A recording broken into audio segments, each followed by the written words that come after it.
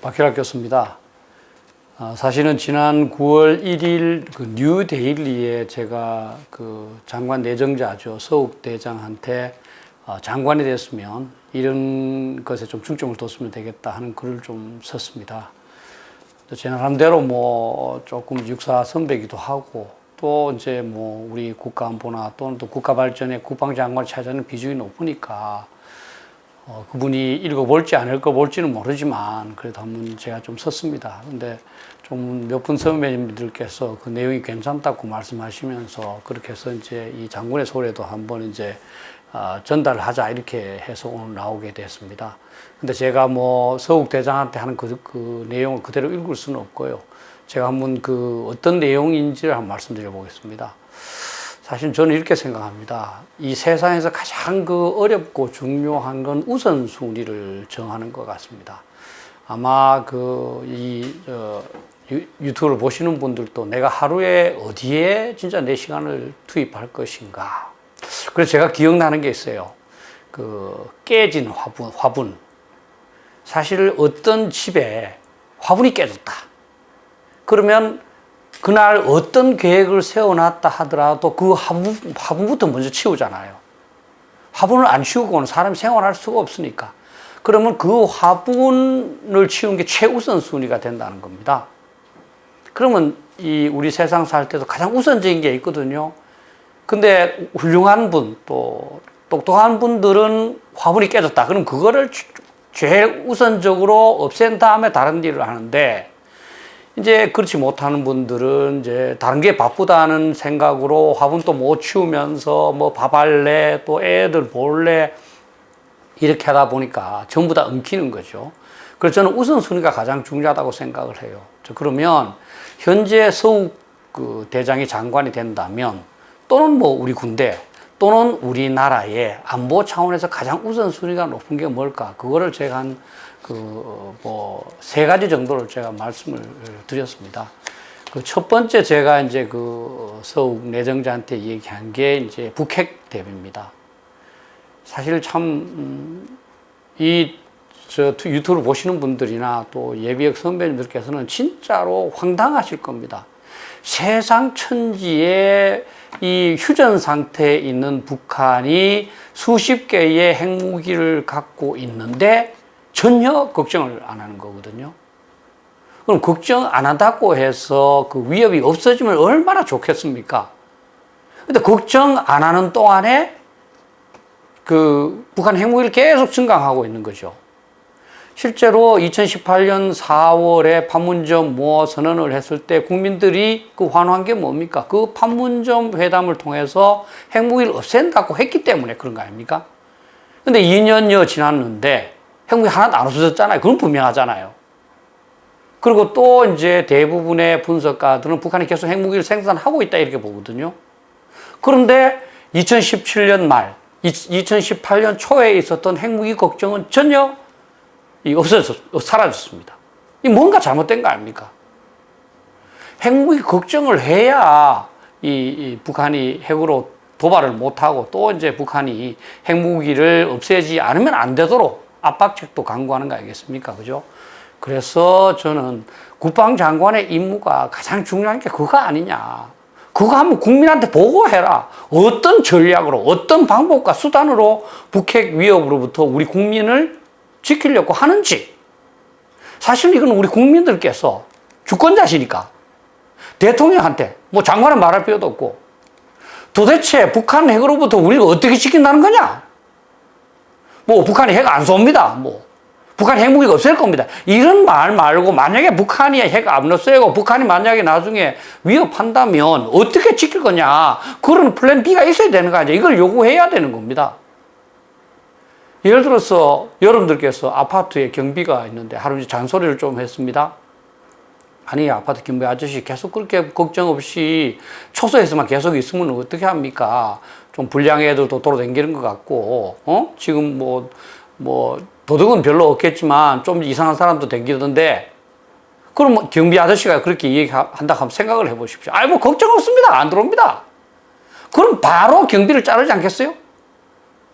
그런데 우리는 이게 이상해져서 대통령이 전혀 국민한테 책임을 못 느끼고, 우리 국민 잘못이죠. 왜 국민이 주인답게 못했으니까.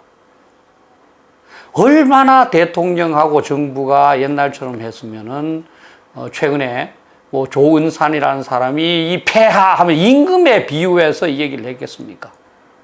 그래서 장관한테 국민한테 보고해라. 어떤 보관을 할 건지. 실제로 옛날에 핵 대비는 우리 군대가 주도했습니다. 아시죠? 2013년 2월에 이제 새 정부가 들어서기 직전이죠. 곧 이제 그 핵실험을 한다고 그러니까 3차 핵실험을. 그때 이제 정승조 합참부장이 뭐라 그랬습니까? 만약에 이 핵을 사용한다고 한다면 그 징후가 있으면 우리가 미리 타격하는 수밖에 없다. 그렇게 준비하겠다. 이렇게 해서 킬체인, 뭐 선제타격 이렇게 발전시켰지 않습니까? 또 이제 박근혜 대통령 때는 어떻게 했습니까? 군이 자, 이게 미국이 이 핵우산을 제공 안 해줄 수도 있다. 그때 어떻게 할래? 그래서 그러면 방법은 그 김정은한테 너가 만약에 한국에 핵무기 공격을 가하면 우리 특전부대와 공군부대가 완전 너하고 너 가족은 완전 죽인다. 너 생명이 두렵지 않거들랑 그 공격하고 생명이 들어오면 공격 안 하는 게 좋을 거다. 우리 남한이 핵무기 공격을 받아줬다. 너는 반드시 죽인다. 이렇게 해서 KNPR이라고 그래서 이제 그 한국형 대량 응징보복 이렇게 만들고 또 이제 특전부대를 그렇게 좀, 미국의 이제 그 네이비 실처럼 만들고 그랬지 않습니까? 그거 다 없어졌습니다. 그래서 제가 이제 서욱대장한테 한 게 그겁니다. 지금 국방부 합참은 홍길동전이다. 핵을 핵이라고 못 한다. 여러분들께서, 국민들께서는 이해 못 할 겁니다. 지금 어디에선가 국방부에서 많은 핵 준비를 하겠지 이렇게 생각하시겠죠. 지금 어디에선가 아무도 이 순간에 북한 핵을 생각하고 있지 않습니다. 그래서 그 부분을 좀 얘기했는데 사실은 제가 쓰면서 말미에 그랬어요. 내가 이렇게 쓰지만 이게 서 장관 내정자가 장관이 되면 하겠느냐? 다 이제 뭐, 정부에서 그런 거 안 좋아하는 것 같다. 몸살이지 않겠느냐.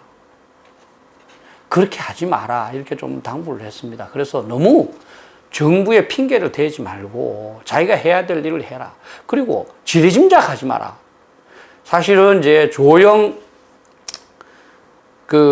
대표가 되고 나서 청와대 갔을 때 이제 이 조영 대표가 북핵 문제를 얘기하니까 문재인 대통령이 공포의 균형 이 얘기를 했다고 그럽니다. 그래서 공포의 균형이라는 게 이제 북한이 핵을 만들었으니까 우리도 핵 만들자 이거 아니겠습니까? 그런데 이제 그 당시에 문재인 대통령이 뭐 핵을 만들기는 어렵고 우리 재래식으로 됩니다. 이게 아마 정경두 장관도 얼마 전에 무슨 재래식으로도 핵 대응할 수 있다 뭐 이렇게 얘기한 것 같아요. 그런데 그 방법이 잘못되고 안 되고를 떠나서 대통령도 이 얘기를 듣고 있다는 겁니다. 지금 이게 큰일 났다. 공포의 균형을 하지 않으면 안 된다. 핵무기를 못 만들고 재래식으로 하겠다 이렇게까지 결론 내렸으니까 공포의 균형이 필요하다는 건 아는 거 아닙니까? 그런데 국방부 장관 또 국방부 장군들이 아예 지레짐작으로 대통령과 정부는 북핵에 대해서는 대비 안 하는 걸 좋아한다. 이 얘기 안 한다는 겁니다. 그래야지 말하는 거죠. 장관이 되면 대통령한테 가서 대통령 생각이 어떻습니까 지금? 물어보고 그 다음에 거기서 자기가 봤을 때 팩트가 잘못된 거 있으면 대통령 그건 사실 이겁니다. 이렇게 해서 고쳐야 되는 거죠. 아마 그렇지 않을 것 같습니다만은. 두 번째 제가 이제 말씀드린 게 이제 이 국민들 여러분들께서는 전시작전 통제권 전환이라고 알고 있는데요. 그 문제였습니다. 근데 사실 저는 그 용어를 안 씁니다. 한국군 한미연합사령관 임명입니다. 지금 현재 계획은 한미연합사를 놔둔 상태에서 이제 한국군이 한미연합사령관을 한다는 겁니다. 우선 굉장히 그럴듯해 보이잖아요. 지금 현재 연합사령부가 굉장히 중요하고 많은 능력을 갖고 있고 그게 미군도 있는데 거기 사령관에 되면 우리가 다 이제 통제할 거 아닙니까? 근데 그게 되겠습니까? 한번 생각을 해보십시오. 여러분들이 미군 대통령이고 여러분들이 미군 국방부 장관이라면 한국군 대장한테 주의를 맡기겠습니까? 말이 안 되는 소리잖아요. 예를 들어서 우리가 동티모르에 가 있는데 동티모르 장군이 우리 군대를 통제한다 그러면 우리가 허용하겠습니까? 말이 안 되지 않습니까? 근데 더욱더 중요한 게 있습니다. 현재 우리나라 장군 중에서 핵 전략을 공부했다든지 뭐 핵 교범을 봤다든지 또 핵무기를 한번 봤다든지 핵무기가 뭐 어떤 형태가 있고 위력이 어떻고 사용의 절차는 어떻고 뭐 사용을 어떻게 하고 있습니까? 핵무기에 대해서 핵자도 모르는 사람이 사령관이 되어서 핵무기를 보유하고 있는 북한과의 전쟁에 대비한다. 이게 말이 됩니까? 그리고 자, 우리 그 한국군이 한미연합사령관이 된다는 건 뭡니까? 미군이 부사령관 된다는 거죠. 사실 이걸 까먹으세요. 우리가 사장 되고 미군이 부사장 되는 겁니다. 그럼 부도 났을 때 사장이 책임져야지 부사장이 책임집니까? 만약에 우리 사령관이, 부사령관 말이죠. 이게 지금 내가 뭐 사령관이지만은, 이게 우리가 능력 없는 거 아니냐? 미군 좀 지원해줘야 되겠다. 아이고, 제가 부사령관으로 뭐 전달은 해드리겠습니다만 어떻게 하겠습니까? 그 사령관이 알아서 하셔야죠. 이렇게 말씀 안 하시겠어요? 한미연합사는 사령관이 미군이기 때문에 미군 그 사령관이 본국에다가 나는 임무를 부여받았다. 한반도 전쟁 억제와 유사시 전쟁 승리에 임무를 부여받았기 때문에 아니 자산 좀 주세요. 병력 좀 주세요. 돈 좀 주세요. 계속 얘기할 수 있는 겁니다. 그렇게 되는 겁니다. 아니 우리 사령관에 대해서 미군한테 미국 국방부에다가 아니 지금 제가 연합사령관 임무가 필요하니 이거 내달라 이렇게 말할 수 있습니까? 주한미군 사령관 통과해야지. 유럽은요, 미국을 제외한 28개국 아닙니까? 그죠? 유럽 자존심이 우리보다 더 세지 않습니까? 그런데 그 미군이 직책이 뭔지 아십니까? 동맹군 최고 사령관입니다. 슈프림 커맨더입니다. 슈프림 커맨더. 그 직책을 그대로 미군 대장이 하게 하고요. 지금까지 바꾸자 말한 적이 없습니다. 왜? 미국한테 대장 임무를 줘야 미군이 철저히 지키니까 어떻게 보면 유럽을 이용하는 거죠. 자, 여러분들 한번 생각을 해보십시오. 제가 예를 들었습니다만 여러분들 10억 그 자본금을 갖고 있고 그 다음에 90억 자본금을 갖고 있는 사람과 동업했습니다. 여러분 돈 많이 불켜야 되잖아요. 잘 될 때는 상관이 없죠. 어려울 때 어떻게 하시겠습니까? 여러분 사장 되고 싶죠? 사장 됐습니다. 어려워졌습니다. 그걸 90억이 있는 사람한테 내가 지금 사장은 됐는데 지금 이게 조금 부도 위기가 나는데 막을 돈이 없어. 당신 좀 주시오. 그 부사장이 말하고 주겠습니까? 아니 당신 사장이잖아. 그렇게 하고 싶다면서 이것 저리도 못하면서 그렇게 사장 하고 싶어 한 거야. 이렇게 안 하겠습니까? 사실은요.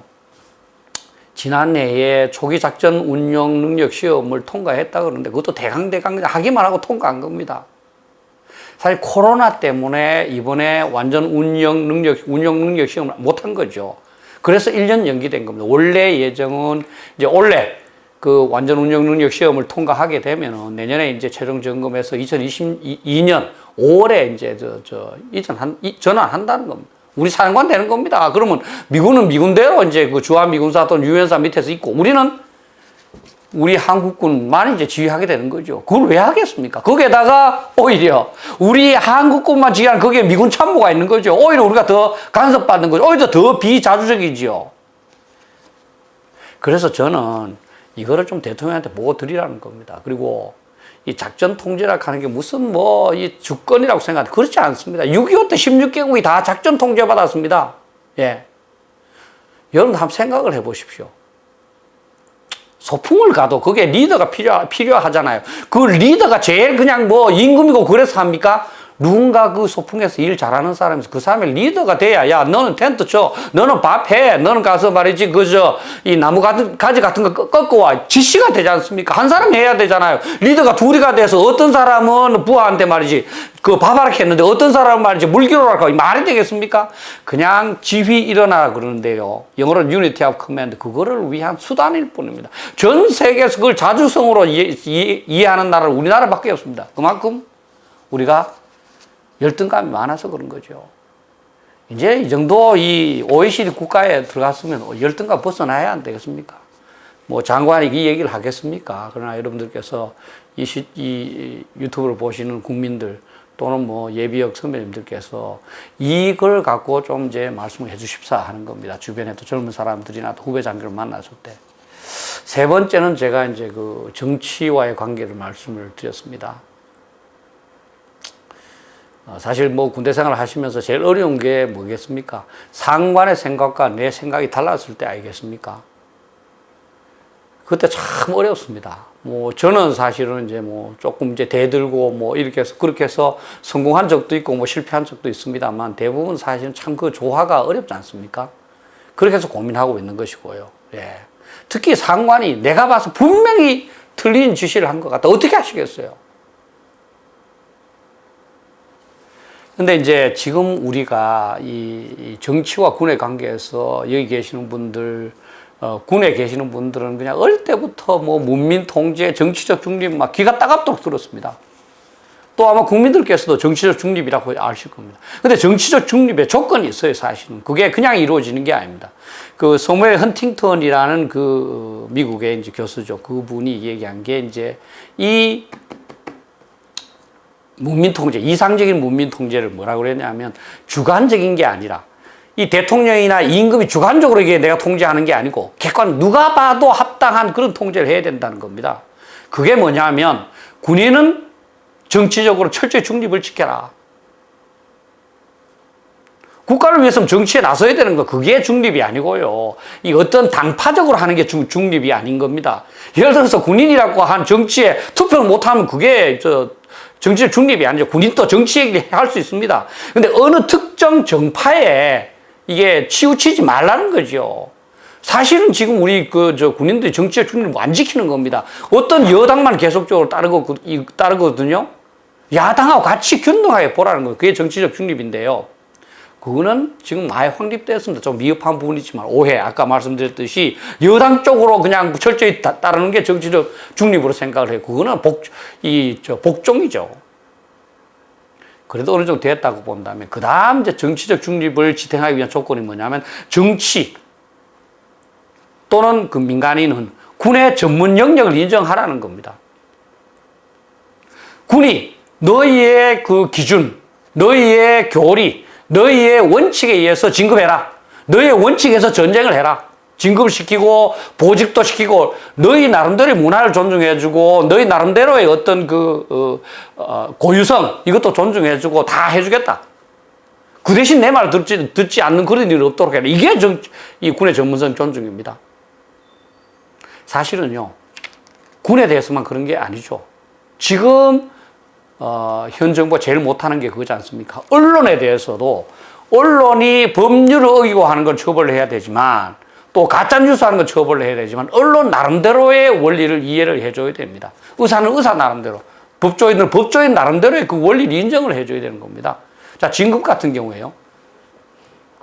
옛날에는 여러분들 진급은 뭐 국방장관이 시키는 줄 아시죠? 그렇지 않습니다. 진급의 실질적인 뭐 권한은 각군 총장이 있습니다. 참모총장이 갖고 있습니다. 참모총장이 심사합니다.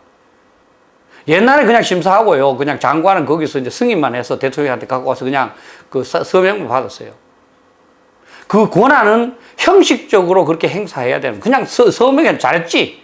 당연히 다 잘했으리라고 생각하요. 하고 서명하는 겁니다. 한둘에 대해서, 내가 보니까 이러이러한 사람이 됐으면 좋겠어. 뭐 대통령이 요구할 수도 있죠. 내가 보니까 어떤 사람 굉장히 훌륭한데 그 사람 좀 한번 검토해 보시오. 이런 시대에 그런 사람 필요하지 않겠어? 할 수 있습니다. 문제는 자기 고등학교 동기라고, 자기 동생이라고, 뭐 자기 친척이라고 하니까 문제지. 자기가 봤을 때 훌륭한 사람은 충분히 국군 통수권자로서 육군본부한테 가서 이 사람 한번 진급 검토해 보시오. 할 수 있는 겁니다.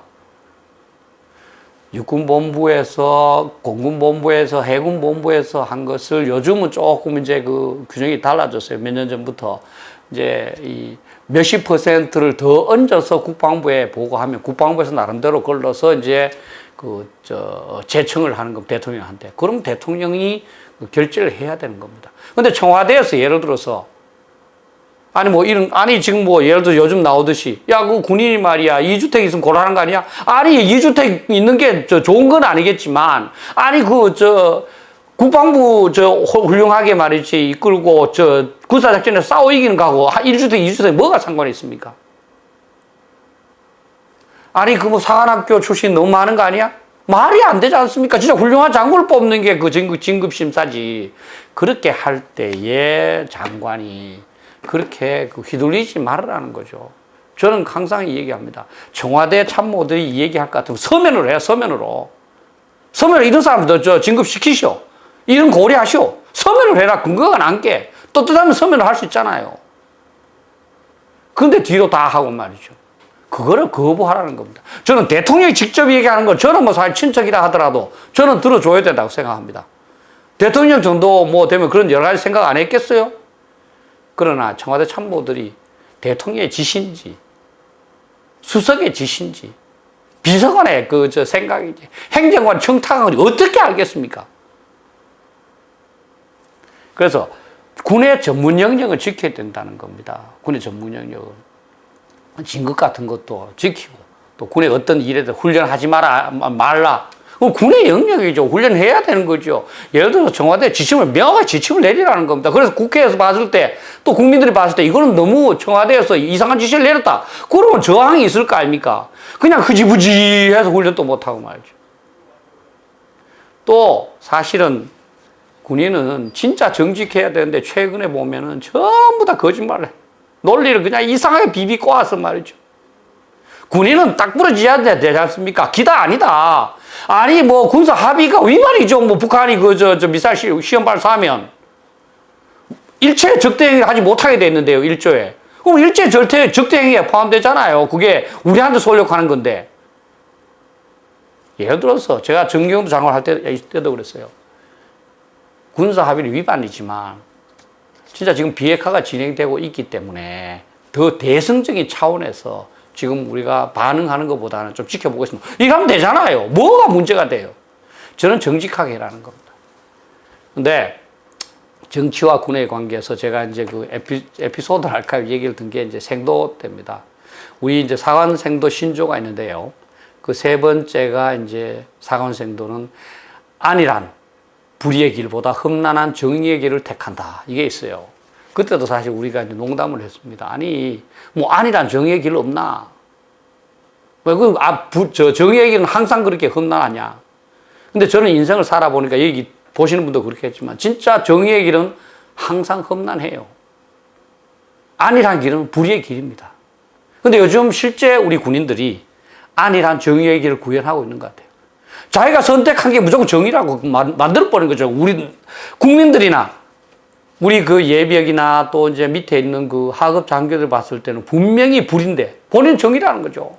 그래서 이제 그쪽으로 가는 겁니다. 정부 하는 걸 따르는 것을 정의라고 이제 포장하는 거죠. 그렇게 하지 말라는 거 제가 말했습니다. 예? 나 하겠습니까? 그러면서 제가 이제 이 세 가지를 이제 제가 가장 중요하다고 얘기했는데 이것 좀씩 관심을 가지시라. 근데 제가 생각에 이걸 못할 것 같다. 현 장관이. 한 가지도. 예.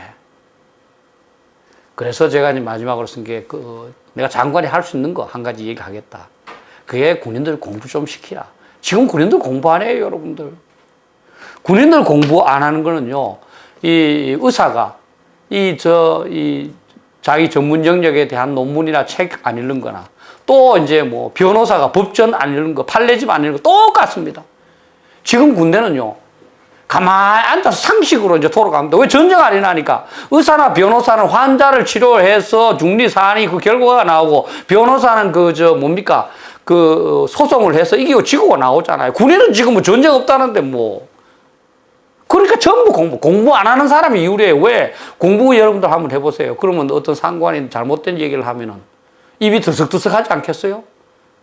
그러다 참다가 막 예를 들어 굉장히 이제 완곡하게 한다는 것도 대대장님, 제가 생각한 대대장 말씀이 맞았지만은, 그래도 제가 되게 이러이러한 측면도 있는 것 같습니다. 혹시 이런 측면을 한번 좀 생각해 주시면 어쩔런지요. 대대장 다 알아요. 저놈 새끼가 완곡하게 했지만 내 반대한다. 다른 놈 다 잘한다는데 쟤만 반대한다. 싫어하죠. 그 겉은, 그래. 저런 얘기도 해야 돼. 그렇지. 다 그렇게, 그런 얘기도 있는 거야. 그렇게 말하죠. 마음속으로는 그렇지 않아요. 왜? 전부 다 공부를 하는 사람은 밑에 사람이 바른 얘기를 하면 받아들입니다. 공부를 안 하는 사람 전부 자기 무식한 거를 이제 좀 노출시키기 싫어서 안 하는 거죠. 예. 그럼 무조건 이제 지휘관이 그냥 상식으로 하는. 그래서 공부를 좀 강조해라. 그러면 사실은 미국은 또 하고 있지만 계급별로 다 좀 읽어야 될 책 정도는 지정해야 안 되겠어요. 이거 소령으로서 이 책은 꼭 읽어라. 중령으로서 이 책은 읽어라. 대령으로 이 책 읽어라. 이거 있어야 안 되겠어요? 여러분들 저 주변에 있잖아요. 군인들 있을 때 이제 한번 보세요. 일상생활을. 제가 한번 그런 얘기 했어요. 옛날 사단장들이 워낙 이제 자기 폼 잡길래 제가 그랬어요. 여러분들 고등학교 동기를 일주일 동안 여러분들 옆에 한번 앉혀놔봐라. 그래 놓고 일주일 동안 보고 나서 야, 나 진짜 죽어도 사단장 시켜줘도 못하겠다. 이 말 나올 건가? 아니면 야, 나도 하겠다 지금. 이 말 나올 것인가? 사실은 나도 하겠다 이 말이 나오는 그런 평범한 사단장 하는 그건 사단장이 아니다. 그래서 토론장에 가서도 교범을 근거로 토론을 진행을 해야지. 야, 내 생각에는 말이야. 이게 안 된다는 겁니다. 예. 그래서 공부 안 합니다. 그리고 저는 이제 그런 그 어떤 기회를 통해서 얘기했습니다만, 이제 저는 우리 군인들 진급 자격시험 칠 필요가 있다. 소령 올라갈 때는 소령으로서 필요한 어떤 지식을 갖췄는지 체크해야 안 되겠습니까? 중령으로 올라간다. 그럼 중령으로서 필요한 지식을 체크해야죠. 공부를 할 때는 그래 뭐 체크 안 해도 다 잘한다 이렇게 생각해서 그렇게 한 거지만, 공부 좀 안 한다는 걸 다 알면서도 야 뭐 군인이 뭐 시험 봐서 진급하나. 제가 시험 봐서 진급시키라는 거 아니에요. 진급의 자격을 심사하자는 겁니다. 예를 들어서 그 문제은행식으로 내놔놓고 예를 70점 이상은 그냥 패스다. 다 패스해도 좋고, 그러면 공부하지 않겠어? 그 패스한 사람을 대상으로 진급심사하자는 거죠. 그러나 패스했을 때 뭐 70점 받은 사람과 99점 받은 사람, 그거 차별하라는 게 아니에요. 패스만 하면 똑같아요. 그러나 소령으로서 진급한 소령 자격이 있어야 될 거 아닙니까? 그런 이야기를 뭐 했습니다. 그러나 사실은 뭐 참 저나 또 이 유튜브 보시는 분은 똑같겠지 뭐 장관이 그래 하겠습니까? 그냥 뭐 또 1년 남짓 그냥 지내다가 가는 거죠. 네, 참 그게 참 뭐 안타깝습니다. 국방에 관한 가장 중책을 맡는 장관이 새로 임명됐다는데, 저를 포함해서 예비역은 말할 필요, 국민들도 별 기대를 하지 않는다는 게, 이 참 그렇지 않습니까? 예를 들어서 지금 현 장관에 대해서 마음에 안 들면 저 사람은 굉장히 특이한 사람이다. 군인치고 저런 사람 별로 없어. 다음 특히 육사 출신 나오면 달라질 거야. 이제 좀 기대해야 되겠다. 이렇게 해야 안 되겠습니까? 그게 아니라는 겁니다, 지금. 참 답답한 거죠. 근데 이제 제가 이제 맨 마지막에 얘기한 건 그겁니다. 저는 뭐 사람마다 보는 시각이 다를 수 있겠습니다만, 최근에 그래도 모범적인 그런 장군이 있었는데, 저는 제가 거기서 이제 뭐 이름은 거명 안 했습니다만, 저는 김관진 장군이 아닐까 이렇게 생각을 합니다. 예, 거기서 제가 저 장관 내정자의 13년 선배이고, 뭐 정권을 바꿔서 이렇게 장관을 했다. 아마 이제 그거 다 알도록 제가 일부러 썼지요. 결국 이제 뭐 윤석열 검찰총장도 얘기했습니다만, 사람이 아닌 국가에 충성하는 거 아니겠습니까? 우리 군인은 사람이 아닌 국가와 군대에 충성하는 거 아니겠습니까? 그러면 사실은 국방부 장관은요, 진짜 정권 바뀌어서 계속 하는 게 맞아요, 사실은. 그렇지 않습니까? 잘한다 그러면 정치의 영향을 안 받아야 되는 게 국방부니까.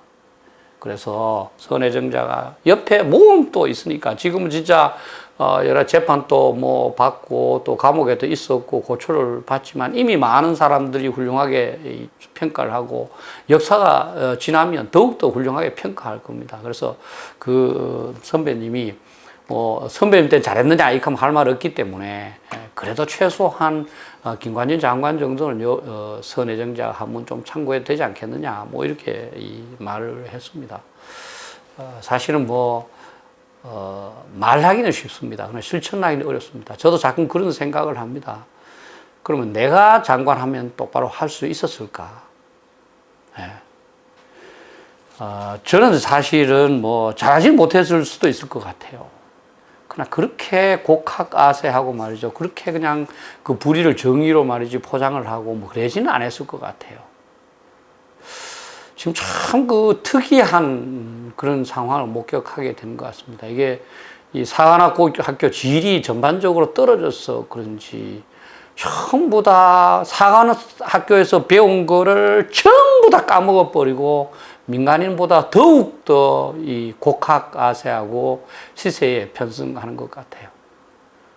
제 말이 진짜 헛된 기후가 되기를 바라고 선혜정자가 잘 했었으면 좋겠습니다. 감사합니다.